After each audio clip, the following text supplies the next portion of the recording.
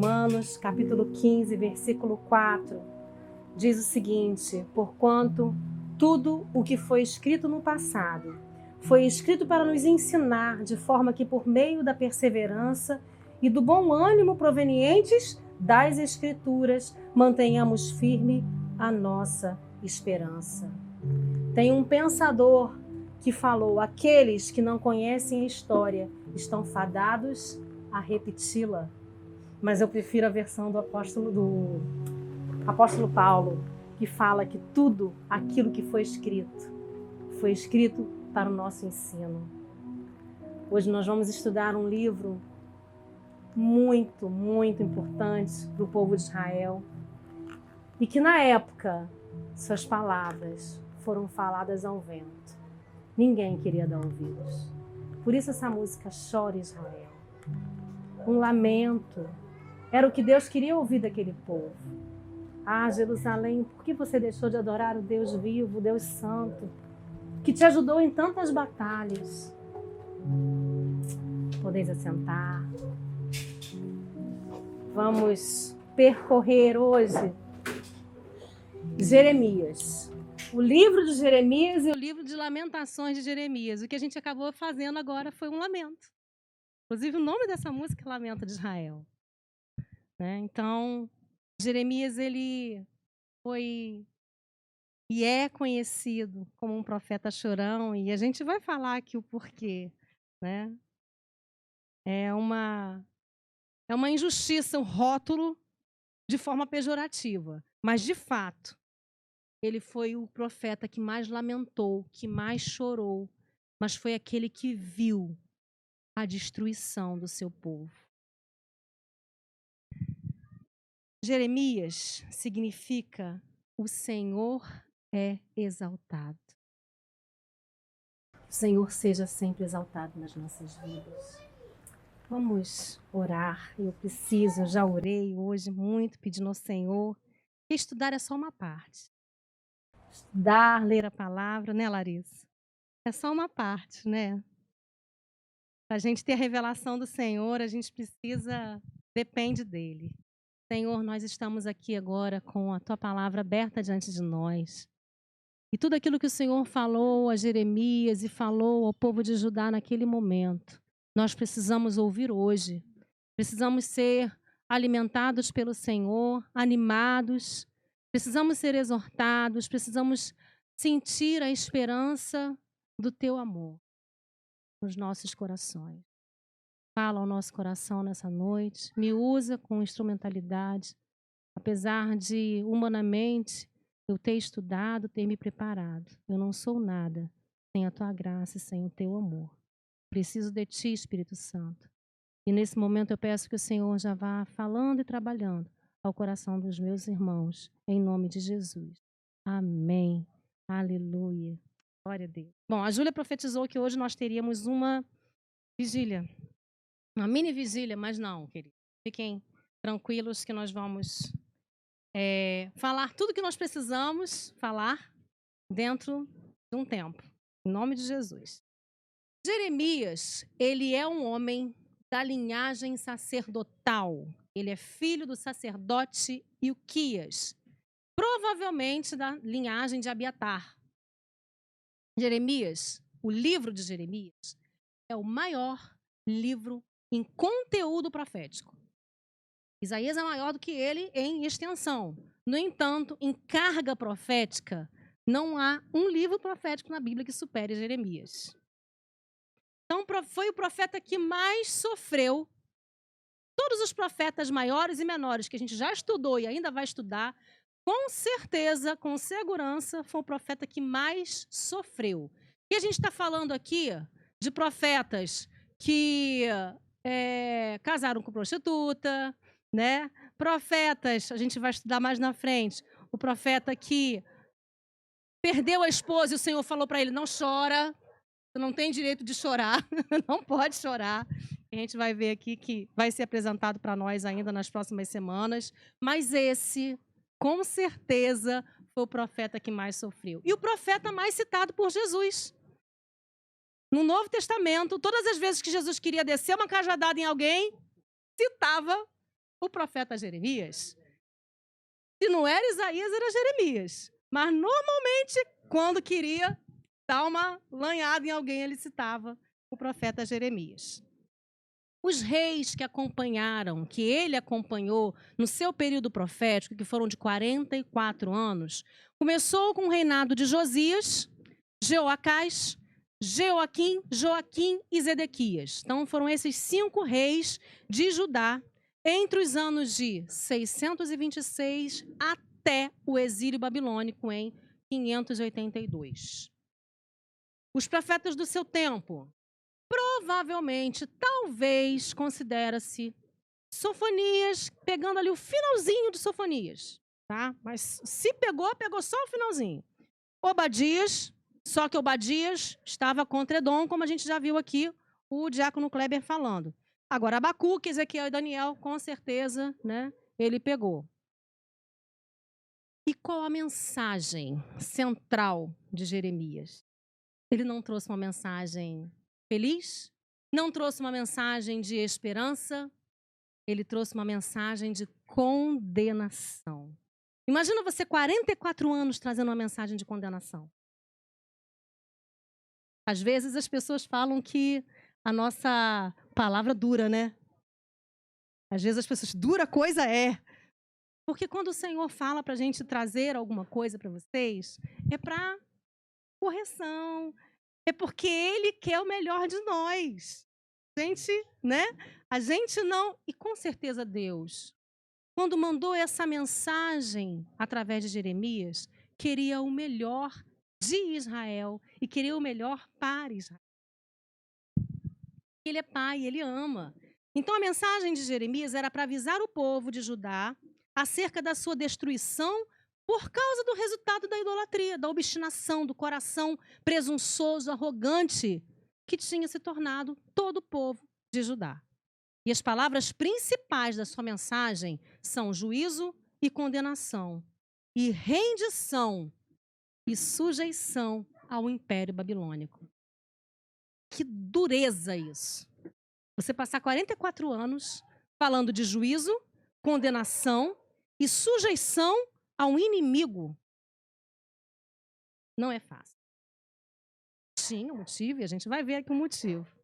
E qual o cenário? Eu gosto de contextualizar esses livros no seu cenário histórico, que eu vou falar aqui, né, agora, nesse próximo pedaço, é puramente histórico, mas nos norteia para entender toda a mecânica da coisa, o que aconteceu. Porque a gente fala, Babilônia, Síria, Egito, né? Às vezes fica até confuso na nossa cabeça, porque nesse período de Jeremias, a gente vai ver domínio do Egito, a gente vai ver domínio da Babilônia, a gente vai ver queda da Síria, e isso tudo impacta diretamente na forma como o povo reagiu à correção do Senhor. Então, historicamente, esse período de Jeremias contempla o final da ascensão da Síria, ou seja, a Síria começou a perder forças. A Síria, ela tinha chegado no seu auge ali em Ezequias, o rei Ezequias, naquele cenário. Eu gosto muito desse panorama de Ezequias, quando ele chega com as cartas de afronta, a gente já falou aqui algumas vezes, né? Diante do Senhor, e Deus faz uma reviravolta. Senaqueribe, que era o rei da Síria naquele momento, ele consegue dominar todos os povos em volta. Só Jerusalém fica ali, intacta no meio. E ele não consegue dominar. Por quê? Porque houve um rei que se dobrou diante do Senhor, que reconheceu que sem ele, Jerusalém não poderia sobreviver. Então, Senaqueribe conseguiu tomar algumas cidades de Judá, mas não conseguiu tomar Jerusalém. Essa era a época da ascensão da Síria. Mas a partir daí, por uma palavra profética do Senhor, por causa de Ezequias, logo na sequência, os filhos de Senaqueribe mataram ele, e aí a Síria começou a perder forças. Porque ela estava com seus braços muito estendidos, ela não conseguiu belicamente sustentar o território todo que ela tinha dominado. E assim ela começou a perder forças. Lá atrás, o rei Ezequias tinha feito algumas reformas né, na adoração, no culto, e conseguiu fazer com que o povo voltasse, mesmo que por um tempo, a adorar ao Senhor. E sobreviveu a esse apogeu assírio. No entanto, após receber anos de vida a mais, vocês lembram o que ele fez? Ele abriu as portas do palácio para visitantes de onde? Da Babilônia. E ali, nesse cenário, Isaías, que era então profeta da época, né, declarou, trouxe uma palavra para ele, porque você fez isso, porque você abriu as portas da sua casa, porque você mostrou os seus tesouros para quem não devia, lá na frente, a Babilônia vai levar tudo. E é essa profecia que hoje nós vamos ver cumprida. Cuidado para quem você mostra os seus tesouros. Primeiro lembrete da noite, primeira lição. Tem coisas que Deus nos dá para ficar em jardins fechados. Nosso, da nossa família. Tem coisas que às vezes são tesouros só nossos, entre nós e Deus. Porque são coisas que a gente não pode dividir. Guarda o que tem, não diz a palavra, para que ninguém roube a tua coroa. Então tem coisas que a gente precisa guardar. Tem uma reflexão em cima disso. É sonhar com sonhadores. Às vezes a tua família não merece o teu sonho, mas você tem pessoas à tua volta que são sonhadores no teu nível. E aí até uma reflexão, porque às vezes existem sonhadores em níveis, né? Por exemplo, tem gente hoje no futebol que sonha que o Vasco não vai para a segunda divisão. São sonhadores. Não, mas é uma possibilidade? Sim, é uma possibilidade. Onde algumas pessoas chegam num nível de sonho, mas outras vão mais além. Por que eu estou dizendo isso? Não é brincadeira, não é pilhéria. O objetivo é entender que algumas coisas são simples. E existem pessoas que têm característica de sonhos simples. E você pode dividir com elas e tá tudo bem. Existem pessoas que são pessimistas. E se você divide o teu sonho com esses pessimistas, qual é a grande tendência? Ela derrubar um caminhão de areia em cima de você e fazer com que você pare. Agora existem sonhos que são muito loucos, mas que você sente que eles são muito reais. E esse não está relacionado ao grau de DNA ou de parental que você tem. Mas eu quero convidar você a dividir com pessoas que são tão loucas, entre aspas, quanto você.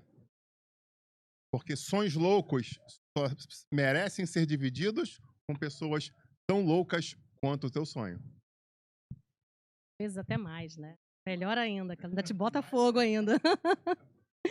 Então, seu filho foi o rei Manassés, filho de Ezequias. E esse rei foi um dos piores reis que Judá poderia ter tido. Ele trouxe um nível de adoração a outros deuses muito mais embaixo, né? Muito mais drásticos, muito mais profundos. Porque ele chegou a criar ali, em frente a uma das portas, a porta, pode se chamar a porta do oleiro, a porta dos cacos, mais na frente a gente vai ver sobre isso, que ali ele criou um vale, que é chamado no Apocalipse muitos como Geena. Era um lugar, Geena, Vale de Geena, ou Vale de Inom. Era um vale onde, no reinado de Manassés, eles construíram Sim, tinha um lixão ali posteriormente, mas naquela época do reinado de Manassés, eles fizeram um ídolo bem grande e oco por dentro. E dentro desse ídolo, eles faziam uma fornalha, eles criaram uma fornalha ali dentro. E essa fornalha ela ficava o tempo todo acesa. E eles faziam um sacrifício das crianças ali. E o tempo todo batendo tambores para que não se ouvissem o grito das crianças. Esse é o Vale de Inom. Lá na frente, Deus faz referência a esse vale. Por isso que eu já queria trazer para vocês o que era esse vale. Quando a Bíblia se refere a Geena, é um lugar onde o fogo nunca apagava. Depois, até hoje, existe lá, em Israel, um cemitério nessa região. Depois dessa época, esse lugar se tornou um lixão. E o lixo, a gente sabe que, sendo depositado, né, assim a céu aberto, ele começa a fazer formação de gases, explosões. Então aquela sensação de fogo eterno continuou. Então se perpetuou nesse lugar. Agora você imagina, aqui no Rio de Janeiro tem lugares, acredito eu não conheço nenhum deles, nem quero conhecer, que nenhum de vocês conheçam, que existe para desova de cadáveres. Esse lugar era um. Ou vocês acham que naquela época não se matavam pessoas de forma ilegal, né? Então, quando se matava alguém, depositava-se no Vale de Inom, ou nesse lugar, né, no Vale de Geena. Então, Manassés levou a nação a uma degradação moral e espiritual como nunca fora vista antes. Logo depois vem o seu filho, Josias, que foi o primeiro rei, né, durante o ministério profético de Jeremias. Josias até tentou. No reinado dele, ele fez uma reforma no templo. Nessa reforma do templo, acharam um rolo. Quando ele descobriu o que eles não estavam fazendo, né, da forma correta, não estavam fazendo a adoração da forma correta, não estavam fazendo o culto da forma certa, ele foi, se humilhou diante do Senhor, se rasgou, chamou os sacerdotes, fez um concerto, fez uma reforma espiritual da forma de culto. Então, Josias tentou trazer o povo de volta. Por causa do coração de Josias, Deus retardou a destruição. Porém, o povo não acompanhou o coração de Josias, porque o povo ficou lá atrás nos ensinamentos de Manassés. Então, o reinado de Josias, a Síria já está enfraquecendo. A Babilônia e o Egito, percebendo o enfraquecimento da Síria, começam a se arregimentar, começam a se fortalecer. E os dois, tanto a Babilônia quanto o Egito, partem para cima da Síria. E o que Josias faz nesse caminho? Lembra que eu falei para vocês, na nossa história dos reis, que Josias foi para uma guerra que não deveria ter ido? Ele foi para uma guerra que não foi chamada e acabou morrendo nessa guerra. Foi numa guerra dessa, na guerra de Megido, ou Megido, né? A Babilônia começa a avançar de um lado, o Egito começa a avançar do outro. Quando Josias percebe a movimentação do Egito contra a Síria, ele vai em guerra contra o Egito. Ele se sente mais forte, ele se sente um pouco mais poderoso, porque Deus estava com ele. Porém, Josias não perguntou para o Senhor se era para ir nessa batalha. Ele simplesmente foi. Estou me sentindo bem, estou tranquilo, estou disposto, tenho exército, vou partir para a guerra. Ele deduziu que o Senhor estava com ele, mas ele não perguntou se o Senhor estava com ele. E foi para essa guerra. E nessa guerra, em 609, Josias morreu. Bom, nessa morte de Josias, o seu filho assume. O Egito, né, chega ali em Carquemes, que é uma cidade assíria, e a Babilônia também chega ali em cima em Carquemes. E aonde nós temos a guerra de Carquemes, a batalha de Carquemes, aonde o Egito perde, a Babilônia assume Carquemes. Nessa guerra, a Babilônia descendo passa por Jerusalém, né? E já leva alguns judeus. Nessa época foram os nobres. Então vamos lá. O primeiro rei foi Josias, que morre em 609 nas mãos do imperador Neco do Egito. O segundo rei foi o seu filho Jeoacás, que reinou apenas 3 meses. Por quê? Neco, ele subjugou Josias, chegou em Jerusalém e botou o filho dele no lugar. Só que não durou muito, porque a Babilônia estava descendo também, né? Então ele se revolta contra Neco e coloca o seu irmão no poder. Jeoaquim, então, assume. E aí começa uma nova fase terrível para Jerusalém, para Judá. Porque são 11 anos de muita idolatria. Joaquim foi irmão de Jeoacás, inimigo número 1 e o maior inimigo de todos os reis que Jeremias presenciou, foi o maior algoz, foi esse rei Jeoaquim. Inimigo de Jeremias, ele torturou Jeremias, o profeta, ele queimou um rolo que Baruque escreveu, que Jeremias ditou e Baruque escreveu ao longo da história. Deus fala para Jeremias, ditou, falou as profecias, e Jeremias ditou para Baruque, ele foi, escreveu, os príncipes ficaram com medo, os sacerdotes ficaram com medo daquela profecia e foram apresentar ao rei. Quando chegaram no rei, o rei foi, a pessoa que estava lá lendo, foi lendo, e ele foi lá com um canivetinho que estava na mão dele, uma faquinha, foi cortando um pedaço do rolo e jogando no fogo. Era inverno, ele estava no inverno, então foi lá, foi cortando e jogando no fogo, cortando e jogando no fogo. Como se queimar um rolo de profecias fosse impedir que a palavra profética de Deus se cumprisse. Mas, enfim. Um detalhe interessante, e a gente já aproveita e vai em outra aula de seminário, é a questão de geografia bíblica. Se você ouvir isso e abrir a sua Bíblia, você que tem a Bíblia Sagrada nas suas mãos, né, você vê que no final das Bíblias você tem mapas.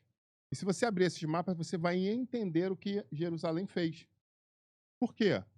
Se você olhar o contexto, Síria, Assíria, a noroeste e nordeste de Israel. Babilônia e a Síria vinham do norte, Egito e aí do o sul. Egito vai vir do sul. E o que vai acontecer para o Egito chegar na Síria? Ela precisa passar por Jerusalém. Então, como o império havia se estendido, semelhante a que o Império Persa, o Império Romano e diversos impérios fizeram, normalmente onde eram atacados? Nas suas regiões fronteiriças, trazendo nas partes mais ermas das conquistas. Se você olhar o mapa, você vai entender que Israel está lá na ponta da sua conquista. E depois vem quem? Exatamente o Egito. Então, o que ele pensou? Ele está vindo para guerrear contra mim, mas ele avisa, não, eu só quero passar, eu quero chegar lá, eu quero chegar no outro, não é em você. Mas não. Mesmo assim, ele não dá ouvido e entra em combate. Ele, tipo, eu só quero passagem. Eu vou passar por Jerusalém, e o mapa vai mostrar isso, eu só quero passar para entrar em guerra com o meu verdadeiro inimigo. Mas o rei, de uma forma precipitada, pensa, não, eu vou tomar a decisão. Dura coisa é o homem que tem força nas suas mãos e que esquece de perguntar ao Deus vivo qual é o caminho que eu devo tomar. Isso é uma palavra, principalmente, que eu dou aos sacerdotes. Muitas vezes, nós achamos que nós temos a obrigação de dar resposta diante da nossa família, dar resposta diante da sociedade. E muitas vezes nós somos colocados numa situação estratégica e quando você trabalha o marketing, você vai falar que é o calor da venda, onde você precisa dar resposta agora. Agora, se a resposta tem que ser dada agora, eu te aconselho, não dê. A resposta é não. Porque existe uma estratégia dentro do marketing que trabalha exatamente com esse psicológico, e nós temos um vendedor ali, sabe disso, que é justamente no calor da emoção é que você faz as melhores vendas. Preste bem atenção. É no calor da emoção que você faz as melhores vendas. O que isso representa? Não é as melhores compras. São as melhores vendas. Logo, as piores compras. Amém. Então, continuando aqui na ordem dos reis, o quarto rei é Joaquim, por causa da rebelião do seu pai, que se rebelou contra Nabucodonosor. Ele é levado com ganchos para a Babilônia, no segundo cativeiro. O primeiro cativeiro, ele leva todos os principais nobres. Daniel é levado nesse primeiro. No segundo cativeiro, ele leva o restante da nobreza e grande parte de mão de obra especializada e muitos tesouros da casa do Senhor. No terceiro cativeiro, ele leva o restante do povo que trabalhava e saqueou, destruiu toda Jerusalém. Ou seja, tacou fogo no templo, destruiu o templo, tudo que tinha de valor de ouro, de prata, de bronze no templo foi quebrado para poder ser saqueado. Então, destruiu. Essa foi a terceira leva, né, de ida. Então, quem ficou? Os pobres, os desocupados, né, as pessoas que não... Para a mão de obra, para o PIB da época, não tinham valor, né? E por último, o rei Zedequias, que foi um rei fraco. Ele foi outro filho de Josias. Então, só para vocês entenderem, Josias foi o primeiro. Aí depois veio um filho que foi substituído pelo seu irmão. Depois foi substituído por um terceiro irmão, que é Joaquim.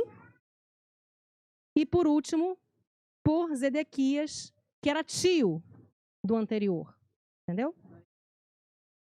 E Zedequias era filho de Josias. Outro filho de Josias. E a história do profeta chorão? Por que Jeremias foi considerado um profeta chorão? Primeiro, e mais na cara, porque ele escreveu Lamentações de Jeremias. O próprio nome já diz, é um lamento, é uma lamentação. Depois de terminar Jeremias, a gente vai falar sobre as lamentações. Não vou falar sobre ele agora. Mas Jeremias, se você olhar lá no versículo 12, capítulo 12, versículo 6, se você quiser abrir agora, se quiser só dar uma olhadinha em casa depois, né? Capítulo 12, versículo 6, ele foi caluniado até mesmo pela sua família.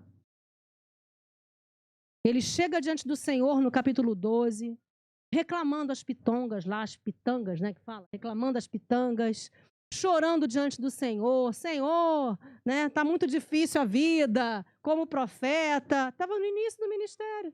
A gente vai falar sobre o chamado dele daqui a pouco.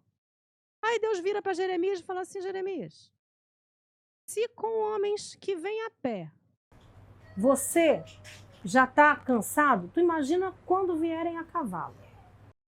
Se em tempo de paz você já está assim, tu imagina quando eu te levar para as florestas do Jordão. Ou seja, Deus estava falando, você está no início da caminhada. Tem muita coisa aí pela frente. Meu amigo, avia, se apruma, porque a caminhada vai ser longa. E aí, para arrebentar ainda mais com Jeremias, para não deixar, né, Jeremias mole, ele ainda falou assim, e você está pensando que você tem amigos no meio da sua família? Até os seus, da sua família, estão contra você. Nem eles estão ouvindo as profecias que você está falando. Então, ó, somos nós dois, vamos lá. Jeremias foi proibido por Deus de se casar. Jeremias foi proibido de ir a enterros e de chorar pelos mortos. Você não pode chorar. Foi proibido de ir a festas também, de rir. Você não pode rir, não pode se alegrar, não pode ir para a festa. Está lá em 16, versículo 8. Dos mortos, está lá 16, versículo 5. Foi, no capítulo 20, versículo 2, foi colocado no tronco. Além disso, quem colocou ele no tronco? Quem colocou no tronco? Os sacerdotes. Ali, ó. E ele era da linhagem sacerdotal. Então, foi gente como ele que colocou ele no tronco. Enfrentou o cárcere, colocado lá pelos príncipes, capítulo 37, versículo 5, e foi parar dentro de um poço com lama, se atolou literalmente na lama dentro do poço, capítulo 38, versículo 6, além de muitas conspirações contra ele ao longo de sua vida. Deus não pegou leve com Jeremias. Aquele texto que eu fiz referência aqui, capítulo 12, versículo 5, se te fatigas correndo com homens que vão a pé, como poderás competir com os que vão a cavalo? E o cavalo aqui não necessariamente e somente fala dos cavalos de guerra, porque Deus aqui também estava falando, se referindo a hostes demoníacas, questões espirituais que ele já estava enfrentando e ia enfrentar cada vez mais, de forma mais acirrada, porque ele estava lutando contra principados de dominação que foram trazidos por Manassés e foram perpetuados por outros príncipes, outros reis. Se em terra de paz não te sentes seguro, que farás então nas florestas do Jordão? E o chamado de Jeremias? Queria que você abrisse lá. Capítulo 1, a partir do versículo 5, e acompanha comigo. Ele foi escolhido por Deus antes de nascer. Pelo texto, a gente percebe que ele se sentiu desqualificado, inseguro, mas mesmo diante das emoções, ele aceitou o chamado. Ele se mostrou fiel e corajoso. Versículo 5. Antes que eu te formasse no ventre materno, eu te conheci. E antes que saísse da madre, eu te consagrei, te constituí profeta às nações. Ele não foi um profeta local somente daquele tempo à nação de Judá. Ele foi um profeta e é um profeta às nações e profetiza para o nosso tempo hoje. Então lhe disse eu: Ah, Senhor Deus, eis que não sei falar, porque não passa de uma criança. Aqui mostra que ele não somente se sentia despreparado, mas que certamente era jovem, muito jovem. Mas o Senhor me disse: Não digas não passo de uma criança, porque a todos a quem eu te enviar irás, e tudo quanto eu te mandar falarás. Não temas diante deles, porque eu sou contigo para te livrar, diz o Senhor. Depois estendeu o Senhor a mão e tocou-me na boca, e o Senhor me disse: Eis que ponho na tua boca as minhas palavras. Olha, que hoje te constituo sobre as nações e sobre os reinos, para arrancares e derribares, destruíres e arruinares, mas também para edificares e para plantares. Amém? Outro profeta nós vemos aqui, a semelhança dele, recentemente, que foi tocado nos lábios, que foi Isaías. Então, ele tem essa semelhança com Isaías. Só que Isaías, ele foi muito mais bem sucedido, né, na sua missão do que Jeremias, porque Isaías profetizou na época de Ezequias. E ele conseguiu êxito quando ele profetizou. Ele conseguiu com que o povo retomasse para Deus, né, aceitasse o conserto proposto pelo rei Ezequias. No entanto, agora, por mais que Josias, lá atrás, tivesse tentado a reforma, o povo já estava tão enfronhado, tão ensimesmado, né? E tão idólatra, tão arrogante, que eles não quiseram ouvir. Mesmo o rei tentando fazer uma reforma. E o povo de Israel, ele tem uma característica que Deus, ele frisa isso ao longo das Escrituras várias vezes. Povo obstinado. Eles estavam aqui obstinados a não obedecerem e a servirem a outros deuses. A gente vai ler textos aqui. Quando eu li, eu falei o catapimba do pastor Adriano. Eu falei, caraca! Como pode responder dessa forma ao Senhor? Quando você responde ao profeta, você está respondendo ao próprio Senhor. Então, 100 anos antes, Isaías consegue êxito. No entanto, aqui ele não consegue por causa da obstinação do povo. No versículo 8, ele começa a lembrar, né? Deus lembra, Deus fala para ele: prepara-te. Quando Deus fala para alguém, né, que eu vou te fortalecer e vou te preparar, ser forte e corajoso, querido, você vai precisar dessa força. Você vai precisar desse preparo. Então, se um dia algum profeta chegar para você e falar: ser forte e corajoso, não pasme nem te espantes, igual falou para Josué, né? Se chegar para você e falar: olha, é porque ele vai vir coisa por aí, mas o Senhor, ele é Deus para respaldar. E ele não nos desampara nunca. Glória a Deus por isso. Amém? Versículo 17, Jeremias: prepare-se para ir. Vá dizer a eles tudo o que eu mandar. Não tenha medo deles agora, pois, do contrário, eu farei com que você fique com mais medo ainda quando estiver no meio deles. Gente, dura coisa, Davi já dizia, é cair nas mãos dos Deus vivo. É melhor cair na mão do homem que não tem poder para nos fazer mal, por mais que ele queira, só o Senhor tem, do que cair nas mãos do Deus vivo. Então, Deus aqui, ele meio que faz um alerta com voz de ameaça, né? Não temas eles, porque do contrário, seu medo diante de mim vai ser muito maior. Escute, Jeremias: todas as pessoas dessa terra, isto é, os reis de Judá, as autoridades, os sacerdotes e o povo, vão ficar contra você. Então foi guerra avisada.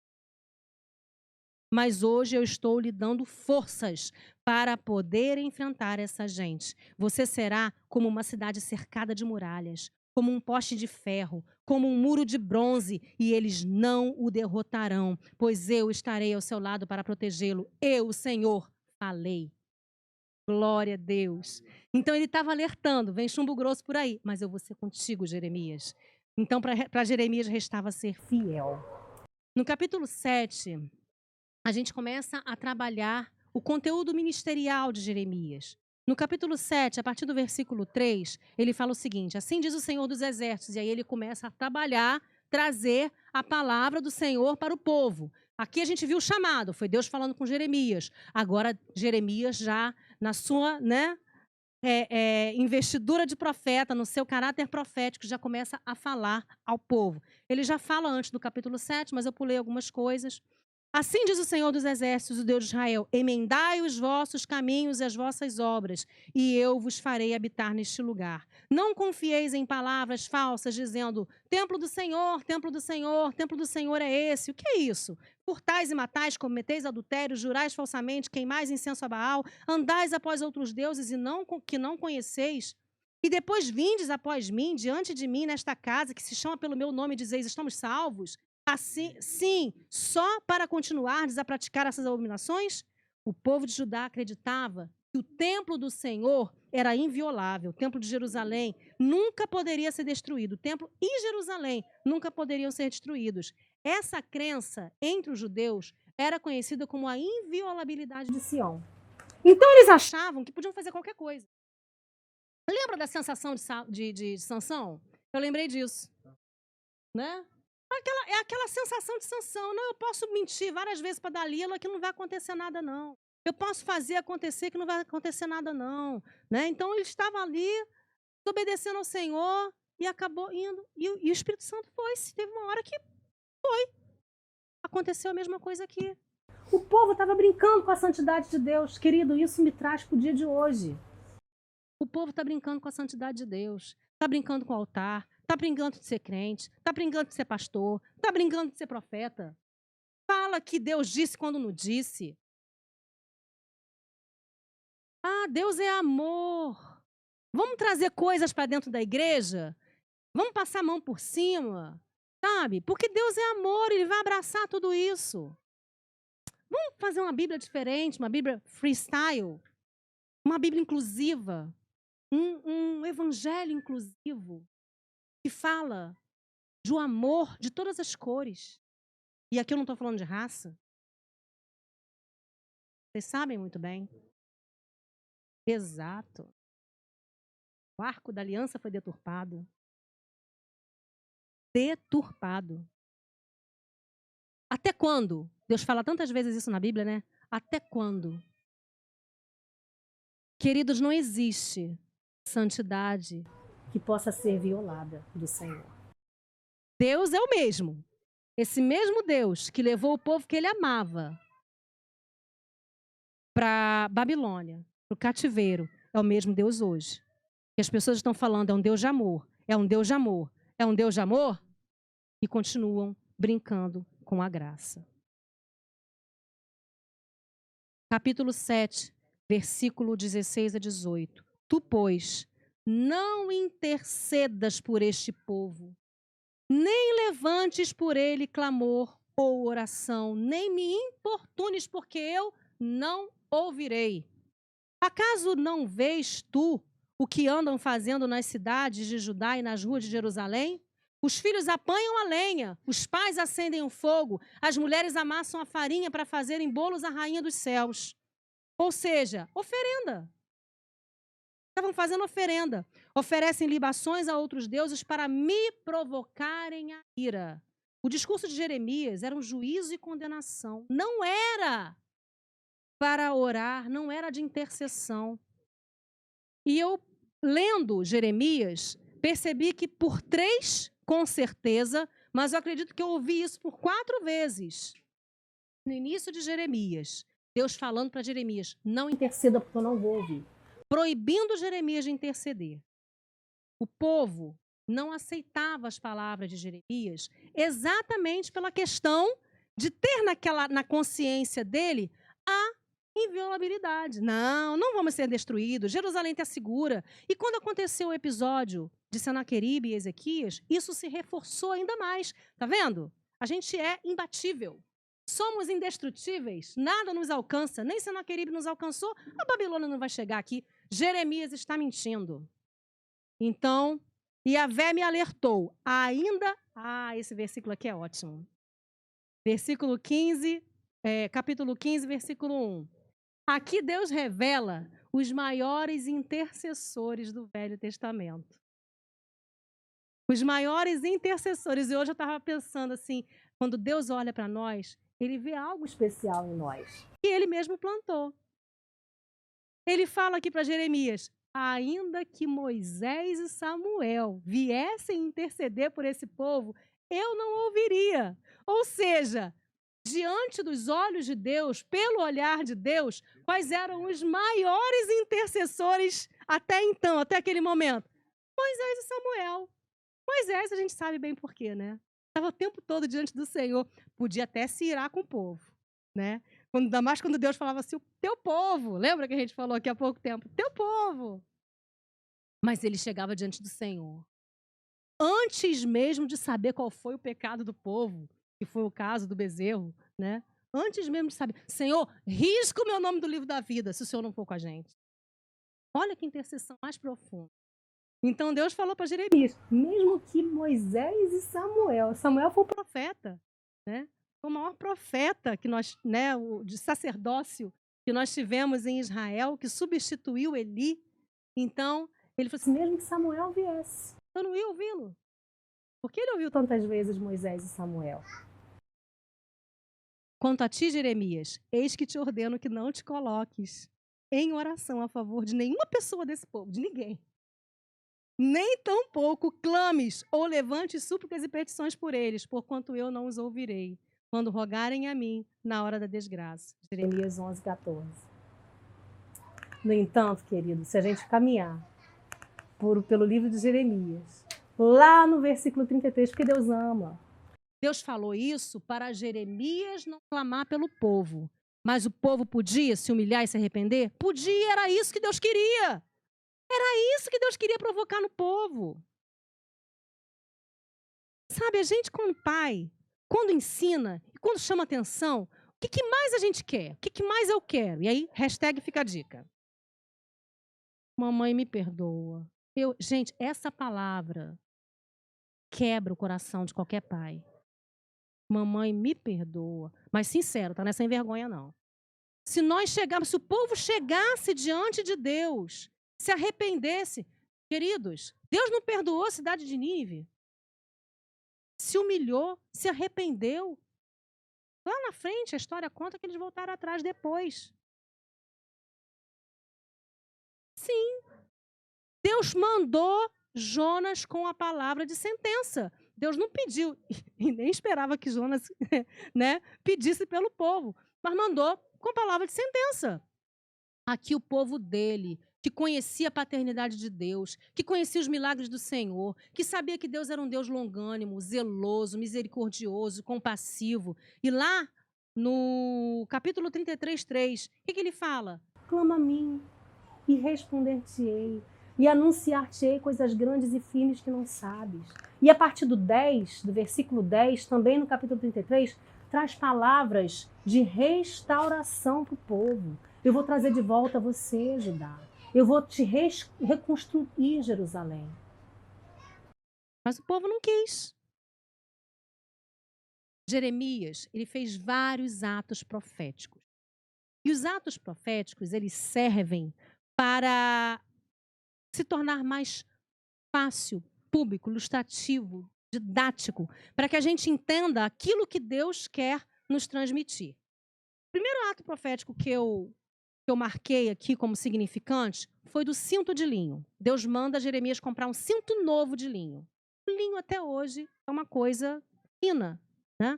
Então, não era barato, era caro, e Deus mandou ele colocar esse cinto de linho na cintura. Bota no lombo e vai andar pela cidade.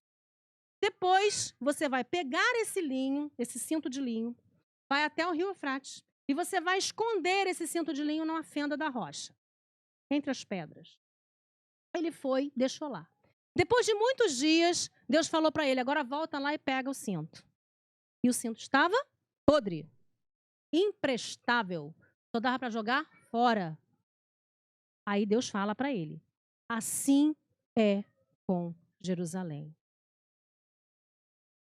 Desse modo farei apodrecer a soberba de Judá e muita soberba de Jerusalém. Esse povo maligno que se recusa a ouvir a minha palavra, que caminha segundo a dureza do seu coração e anda após outros deuses para os servir e os adorar, será tal como este cinto.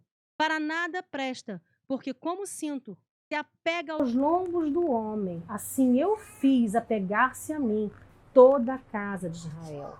Era para Israel ser algo precioso, e era precioso para o Senhor, assim como um cinto de linho novo. Que Deus estava se envolvendo, ele estava se apegando à casa de Israel, com amor, com cuidado. Só que ele se tornou imprestável. Eles rejeitaram essa aliança de intimidade com o Senhor. O segundo é o mais conhecido de todos, que é o oleiro. Ele fala, vai à casa do oleiro, desce à casa do oleiro. Eu queria que mais na frente a gente vai ver um outro, que é do vaso. Eu queria que vocês fizessem a distinção, porque muitas vezes a gente vê mensagens falando do oleiro, mas tratando o vaso. Pronto. Não. Aqui, ele fala do oleiro na produção do vaso, ou seja, o barro macio, o barro sendo moldado. Que enquanto ele estava sendo moldado, o oleiro, por algum motivo, amassou demais e se estragou, ficou torto, ficou quebrado, ficou imprestável aquele molde. E ele teve que moldar de novo. Por um acaso, se você sem querer pega um vaso de cerâmica em casa, quebra, você tem como moldar ele de novo? Não tem como moldar, ele já foi seco, já foi assado. Então, ele só tem como ser moldado se ele estiver ali ainda sendo maleável, né? Assim o Senhor estava fazendo esse ato profético com Jeremias. No capítulo 18, ele novamente, daquele mesmo barro, fez outro vaso. Então veio a palavra do Senhor a Jeremias, no versículo 6 do capítulo 18. Não poderei eu fazer de vós como este vaso, como este oleiro, ó casa de Israel, diz o Senhor. Eis que como barro nas mãos do oleiro, assim sois vós na minha mão. Ficou claro para Jeremias que Deus era o oleiro, que Israel era o barro, e as rodas representavam esse. Em algum momento, bagunçou com tudo, estragou. O oleiro foi e amassou, né? Só que ele tinha como amassar e remodelar, refazer. Isso não é uma prova, uma mostra de que Deus queria a restauração de Israel? O tempo todo Deus tinha um propósito para Israel. E como tinha para Israel, também tem para nós, nas rodas da vida, né? Deus tem realizado seu propósito na nação, mas algo aconteceu para estragar o plano de Deus. Então Deus está triste, algo aconteceu. O que aconteceu? A infidelidade dos reis que trouxeram a idolatria. Então Deus está triste com a impureza da vida da nação. E o juízo é inevitável. Não haveria outra forma a não ser refazer Jerusalém, destruí-la e refazê-la. E o próximo é da botija quebrada. Essa não tinha jeito. Não tinha como refazer uma botija. E é outro ato profético que Deus leva Jeremias a fazer. Ele fala, vai lá, compra uma botija, e essa botija não era qualquer botija, era uma bakbuk, que era um objeto de cerâmica raro e caro, não era uma botija qualquer. E aí entra aquele vale do Inom que eu contei para você lá no início. Ele fala, vai na frente dos anciãos da cidade, chama alguns anciãos, chama alguns sacerdotes, e na frente deles, você vai quebrar essa botija. Na frente do portão dos cacos, que é em frente ao vale do Inom. Esse vale que tem trazido, né, que tem afrontado tanto o meu nome, porque ali ainda sacrificavam crianças. Queria que vocês acompanhassem, se puderem, capítulo 19, versículo 1 e 2, depois 10 e 11. O Senhor Deus me disse que fosse comprar um pote de barro, disse que levasse comigo algumas autoridades do povo, alguns sacerdotes mais velhos, fosse ao vale de Inom, na entrada do portão dos cacos, Ali eu devia anunciar em voz bem alta a mensagem que ele ia me dar. Então o Senhor me mandou quebrar o pote na frente de todos os homens que haviam ido comigo. E mandou-lhe dizer: assim diz o Todo-Poderoso: como se quebra um pote e ele não pode mais ser consertado, assim eu quebrarei este povo e esta cidade. Os seus mortos terão que ser sepultados, até mesmo em Tofete, pois não haverá outro lugar para sepultá-lo. Tamanha a quantidade de mortos que haveriam em Judá e Jerusalém como um todo. Em Jerusalém e em Judá como um todo. O quarto são as 2 cestas de figo. E esse é bem interessante, que não foi bem um ato profético, foi uma visão que Deus deu para Jeremias. Deus mostrou para ele 2 cestas. Uma cesta de figos boa, perfeita, figos maduros, figos apetitosos, e uma cesta de figos podres, que não se aproveitavam absolutamente nada. E os figos bons representavam os exilados que foram para a Babilônia. E os figos podres, aqueles que ficaram, mas não somente aqueles que foram deixados. Muitos se rebelaram, se refugiaram, fugiram, não se submeteram. Porque lembra que eu falei lá no início que uma das vertentes da mensagem de Jeremias foi se submeter ao exílio babilônico? E Deus prometeu: aqueles que se submeterem vão ficar bem lá. Inclusive, Deus manda Jeremias escrever uma carta. O capítulo 29 é uma carta que Jeremias escreve aos exilados na Babilônia. Vão lá, inclusive tem até um papo reto que eu falo sobre isso. Logo depois das eleições que nós tivemos no ano passado, eu falei sobre a paz no lugar onde nós estamos. Independente do ambiente que nós estivermos, a paz ela é alcançada não pelo governo. A nossa paz, pessoal, não é alcançada por quem nos governa. É alcançada pela nossa intercessão pela cidade onde nós estamos. Então, onde nós estivermos, nós precisamos orar para que haja paz. Assim diz o Senhor dos Exércitos, o Deus de Israel, a todos que foram transportados, que eu fiz transportar de Jerusalém para a Babilônia: edificai casas, habitai nelas, plantai jardins, comei do fruto, tomai mulheres, gerai filhos, filhas, tomai mulheres para vossos filhos. Ou seja, você vai casar, você vai ter filhos, seus filhos vão ter filhos, né? E filhas. Multiplicai-vos ali, não diminuais. Procurai a paz da cidade para onde vos fiz transportar e orai por ela ao Senhor, porque na sua paz vós tereis paz. Isso era o que era reservado para a cesta de figos boas. E Deus explica: por se converterem a mim de todo o seu coração, é o que aconteceria com as pessoas que foram para a Babilônia. Deus faz promessas de resgate para os exilados. Ele fala, lá no capítulo 24, porei sobre eles favoravelmente os olhos e os farei voltar para esta terra. Edificá-los-ei e não os destruirei. Plantá-los-ei e não os arrancarei. Dar-lhes-ei um coração, para que me conheçam que eu sou o Senhor. Eles serão o meu povo e eu serei o seu Deus, porque se voltarão para mim de todo o seu coração. Essa carta ela foi escrita entre o segundo e o terceiro exílio. No entanto, para aqueles que não aceitaram a palavra profética e não se submeteram ao exílio, Deus promete morte, seja por guerra, por fome ou por peste. E eles escolheram, cada um deles. Canga com jugo e com cordas. Essa eu acredito que foi uma das mais humilhantes para ele fazer. Deus manda ele fazer uma canga, canga de animal, com cordas, e andar pela cidade com aquela canga. E falar: desse jeito, nós vamos ser levados, vocês vão ser levados como animais para a Babilônia. Só que dessa vez, essa palavra profética não foi somente para o povo de Judá. Essa palavra era para todas as outras nações ao redor. Então, Deus pediu: manda mensageiros para mandar essa mensagem e essa imagem, né? Fala o que aconteceu para Edom, Moabe, Amon, Tiro, Sidom, mande mensageiros para que todos eles se submetam à Babilônia. Sim. E assim foi.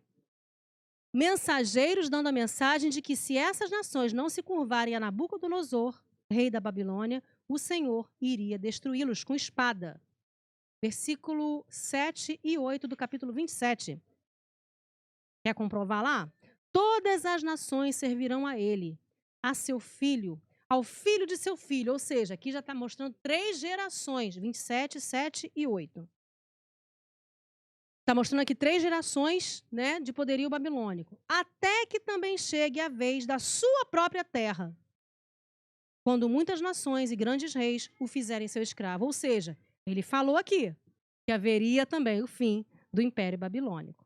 Se alguma nação e reino não servirem o mesmo Nabucodonosor, rei da Babilônia, e não puserem o pescoço debaixo do jugo do rei da Babilônia, a essa nação castigarei com espada, fome e peste, diz o Senhor. No entanto, eu falei para vocês que Jeremias estava profetizando numa época em que haviam muitos falsos profetas. A voz dele ecoava solitária. Por isso aconteceu tudo aquilo que eu falei para vocês, que transformou ele num profeta muito sofrido, né? Foi jogado no calabouço, né, no cárcere, foi jogado no poço, apanhou, sofreu perseguição, nem a família dele estava com ele. Enfim, porque os profetas da sua época, os profetas que profetizaram, só profetizavam coisa boa. Não, fiquem em paz. O Senhor não nos levará para a Babilônia. O Senhor nos livrará com mão forte, assim como nos livrou no passado. Vai continuar nos livrando. Podem continuar praticando orgias, sendo infiéis ao Senhor, que Ele vai passar a mão por cima de tudo. Só vou falar assim, né? É capaz de ter falado. E aí? Deus é amor. Eles devem ter falado, né? Deus é amor. Fica tranquilo, tá? Pega leve, tá suave. Só que aí veio um profeta chamado Hananias, né? Diante do povo, pegou o jugo de Jeremias e quebrou. Ainda falou, assim diz o Senhor, em 2 anos a nossa sorte vai mudar. E o rei da Babilônia, né, vai embora, não vamos ser escravos dele, vamos voltar para a nossa terra. Enfim, trouxe lá uma palavra de livramento, de bonança. Aí, Jeremias fala, assim diz o Senhor. Deus manda Jeremias falar, este jugo que você quebrou foi de madeira. Eis que estou pondo agora um jugo de ferro. Jugo de ferro. 70 anos vão ficar no cativeiro. E você, Hananias, não vai terminar esse ano com vida. Pouco tempo depois, não preciso dizer, que morreu. Capítulo... Qual foi o capítulo? 27, né, que eu falei. Versículo 17. Morreu, pois, o profeta Hananias, no mesmo ano, no 7º mês. Capítulo 28, perdão. Capítulo 28, versículo 17. Então, o último ato profético que eu registrei para a gente aprender um pouco mais é a compra de um campo. Todos os outros atos proféticos falaram sobre a destruição de Jerusalém, sobre uma palavra dura, né, de repreensão do Senhor, que não haveria jeito. E já essa, ele manda Jeremias comprar um campo. Jeremias estava preso nesse momento, lá no capítulo 32, e ele fala assim, olha só, daqui a pouquinho vai chegar um tio seu aí. E esse seu tio, ele quer vender um campo, e você é o próximo da linha para comprar esse campo. Você é quem tem direito daquela mesma história do parente remidor, daquela história familiar, né? Ele tinha como prioridade de resgate do campo. Então, antes de vender para outra pessoa, ele tinha que oferecer para Jeremias. E aí Deus falou assim, compra esse campo. Aí você fica imaginando, gente, comprar um campo num lugar que está sendo desterrado, né? Que está sendo desolado, ele mesmo está profetizando aqui que a Babilônia vai vir, vai destruir, vai botar fogo, vai ficar uma terra de ninguém.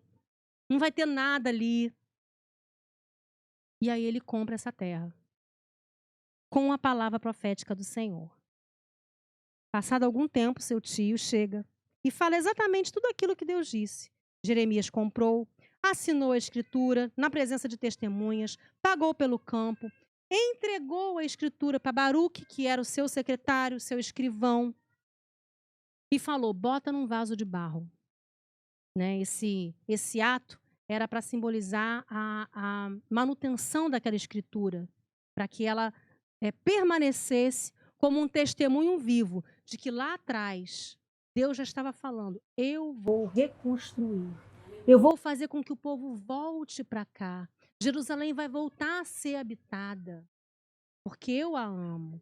Então, esse ato simboliza o retorno do cativeiro após os 70 anos. E ele termina dizendo: assim diz o Senhor dos Exércitos, o Deus de Israel, ainda comprarão casas, campos e vinhas nesta terra. Lá em Jeremias 32:15.